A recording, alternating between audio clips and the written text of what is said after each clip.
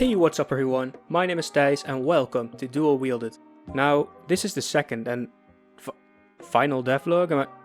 Wait, what? Yeah, you heard that right. This is the final devlog for my Kinect game. Is the game finished? No.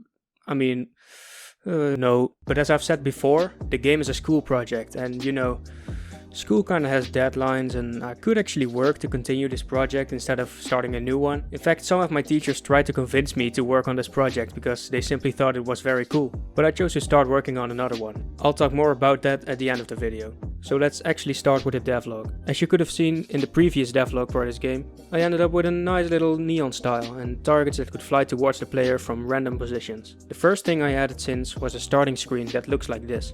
Now why does it look like this? Well, that's because I'm trying to teach the player the controls of the game by letting them actually play. This is something every game should have. You probably all know how annoying tutorial pop-ups are. When the game forces you to stop for a second and read about a new game mechanic, it kind of pulls you out of its world and just makes you stop playing the actual game. To look around, look around.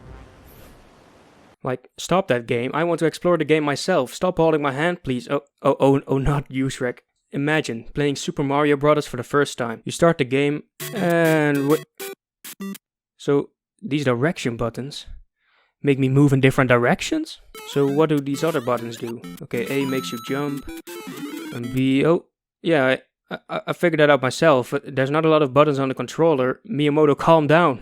No, you want to figure this out yourself. Now I have to admit that when you control a game with your body, things might be less straightforward, which is why I added this text that's there as long as you have not thrown your first fireball. The start button is red, but it's blocked by a blue wall. This way the player learns that red fireballs don't work on blue targets, so they'll have to use their left hand for them. The same goes for the red button. After this, I made the target stop moving when the game paused. I did this by basically making everything work together with the pitch. The pitch is 1 when the song is playing normally, and when the player leaves the screen, the pitch drops to 0. Not in an instant, but every frame it's lowered by 0.01, giving it this effect. The same happens when the game resumes.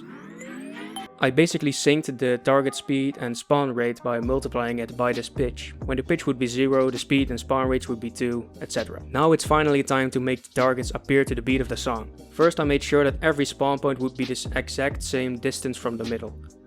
So how do I synchronize the game? Do I make the target spawn off screen to the beat of the song? Do I calculate how long it takes for them to enter the screen and make them enter to the beat? Or do I predict when the player is going to punch and make them punch to the beat? Well, I chose the second option, so I tried to figure out a nice way to make them enter the screen to the beat. That's when I got it. Now this looks pretty cool, right? I made the targets move fast for 0.35 seconds, so they would stop and start moving at a slower pace to the beat of the song after that time. All I had to do was make them spawn 0.35 seconds before the beat they were supposed to hit, and this is what that looked like.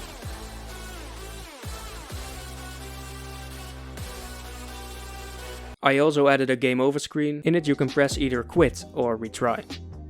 Like does that even need an explanation? I mean, come on guys. After this I really wanted to add a score system, but I was working on a deadline, so I had to make difficult choices on what to put in the final version and what not. I chose for a PP Easter egg, as suggested by Garrett, aka Tons of Hunt Studios, whose devlogs you should check out, I really like them, link is in the description. I should make the last part an Easter egg. Now for anyone that hasn't seen that video or hasn't watched through the end, this part is what he's talking about, so that's what I did. If you type in PP, the fireballs start coming from your PP instead of your hands. Yeah, this is now a thing. Now, how do I start this?